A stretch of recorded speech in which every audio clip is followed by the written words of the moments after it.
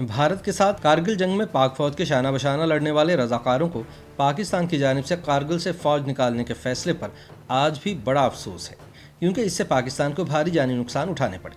इनका कहने के माली नुकसान के अलावा तकरीबन 1000 पाकिस्तानी सिपाही और रजाकार भी शहीद हुए। कारगिल से फौज वापस बुलाने के फैसले पर तनकीद करने वाले पाकिस्तानी रजाकार कहते हैं कि हमें यकीन था कि जीत हमारी होगी, मगर हमारी बदकिस्मती थी कि पाकिस्तान के पास वसाइल की कमी थी और इसकी मईशत भी इतनी मजबूत नहीं थी कि बैन अल-अक़वामी दबाव बर्दाश्त कर सके।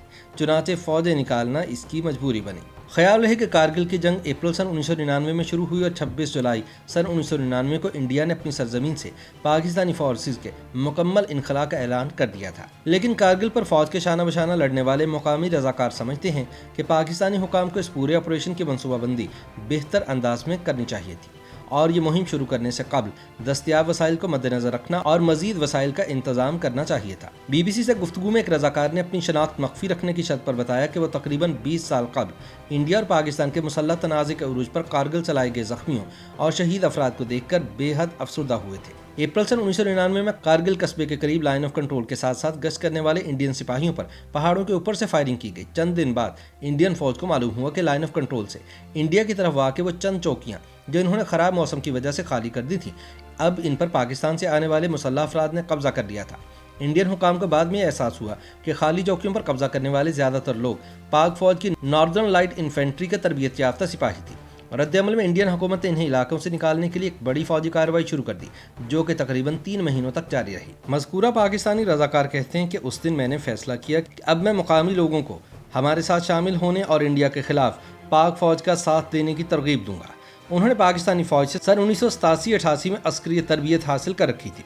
बाद में उन्होंने पाकिस्तान फौज की एक जांबाज फोर्स नामी मुजाहिद रेजिमेंट में शमूलियत इख्तियार कर ली, जिसे दौरान जंग दूसरी दिफाई सफ के तौर पर फौज की मदद के लिए तैयार किया गया था। 5 साल बाद इन्हें तिब्बी बुनियादों पर फौज से रिटायरमेंट लेना पड़ी, मगर वो कहते हैं कि जब कारगिल तनाज़ा शुरू हुआ तो इन्होंने इस उम्मीद के साथ फौज का साथ देने की ठानी कि शायद श्रीनगर को इंडिया के नाजायज़ कब्जे से आज़ाद करवाया जा सके। जंग के दौरान स्कर्दू से कोई 100 किलोमीटर दूर खपलों में फौज के एक बेस कैंप में सिविलियन जंगजू भी बड़ी तादाद में शमूलियत इख्तियार कर रहे थे। इनमें से ज़्यादातर कश्मीरी थे, मगर कुछ पाकिस्तानी भी थे। वो कहते हैं कि गिलगित बल्तिस्तान के लोगों ने कारगिल जंग के दौरान बड़ी कुर्बानियाँ दी। उन्होंने अपनी ज़ाती गाड़ियाँ, जीपें, ट्रैक्टर और ट्रक फौज के लिए खुराक और सामान रसद पहुंचाने के लिए मुख्तस कर दी। वो खिपलू के बेस कैंप में रजाकारों की क़यादत कर रहे थे। उन्होंने फौज के साथ कई माह सरहद की पाकिस्तानी जानिब रशीद पोस्ट पर गुजारे और अपनी गाड़ी में जंगजुओं को खुराक और ईंधन समेत सरहद पर पहुंचाते रहे। वो बताते हैं कि मेरे पास एक बहुत अच्छी लैंड क्रूजर थी। पूरे इलाके के लोग जंगजुओं के लिए खुराक अतिया कर रहे थे। 10 से भी ज़्यादा मरतबा ऐसा हुआ कि मैं गाड़ी भरकर खुश्क मेवाजात और खुश्क गोश्त फौज के कैंप तक लाया, जिसे बाद में जंगजुओं में तकसीम कर दिया गया। वो कहते हैं कि दूसरी जानिब इंडियन फौज के पास बहुत ज़बरदस्त वसाइल थे। उनकी सड़कें बेहतर थीं, उनके असलहा बरदार ट्रक बआसानी नकलो हरकत कर रहे थे और इंडियन फोर्सेस मुसलसल ज़मीन और फ़िज़ा से फायरिंग और गोलाबारी कर रही थी। दूसरी जानिब पाकिस्तानी साइड पर इंफ्रास्ट्रक्चर खस्ताहाली का शिकार था और ज़्यादातर सड़कें मुकम्मल तौर पर तबाह हो चुकी थी। गिलगित के लोग जमा देने वाली सर्दी के आदी हैं, मगर इसके बावजूद जब इंडियन फौज की गोलाबारी से पाकिस्तानी फौज को सामान रसद की फराहमी मुतासिर हुई और इंडिया की जानिब से इलाके की नाकाबंदी कर दी गई, तो सिपाहियों और जंगजुओं के लिए पहाड़ों में कई हफ्तों तक गुजारा करना मुश्किल हो गया था। एक वक्त तो ऐसा आया कि कैंप में मौजूद रजाकारों को 2 रोज़ तक खाना नहीं मिल सका।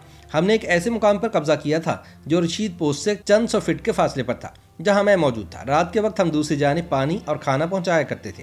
रात को जब शेलिंग थम जाती तो हम अपने जिस्म से 30 किलोग्राम अशिया खुरनोश बांधकर बर्फपोश पहाड़ों पर रेंगते हुए जंगजुओं का सामान पहुंचा देते। 4 जुलाई सन 1999 को आर्मी चीफ जनरल मुशर्रफ के इसरार पर दौरा चीन के बाद शदीद बैन अल-अक़वामी दबाव के नतीजे में उस वक्त के वज़ीर आज़म नवाज शरीफ ने पाकिस्तानी फोर्सेस कारगिल के महाज से निकाल लेने की रजामंदी जाहिर कर दी थी। लेकिन कारगिल की जंग में शरीक कई रजाकार अब भी सियासी क़यादत की जानिब से फ़ौजें निकालने के फैसले पर अफसोस का इजहार करते हैं और इनका मानना है कि इस फैसले से पाकिस्तान को भारी नुकसान उठाने पड़े। इनका अंदाज़ा है कि इस मुसल्लह तनाज़े में तकरीबन 1000 सिपाही शहीद हुए।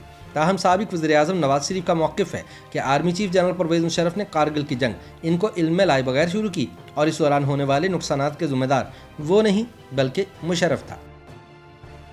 YouTube पर गूगली न्यूज देखने के लिए youtube.com की सर्च बार में गूगली न्यूज टीवी टाइप करें। गूगली न्यूज के पेज पर सुर्ख रंग के सब्सक्रिप्शन वाले बटन पर क्लिक करना ना भूलिए। YouTube पेज पर अपलोड होने वाली वीडियोस से बाखबर रहने के लिए बेल आइकन पर क्लिक कीजिए। आपको हर नई वीडियो के बारे में नोटिफिकेशन मौसूल हो जाएगा।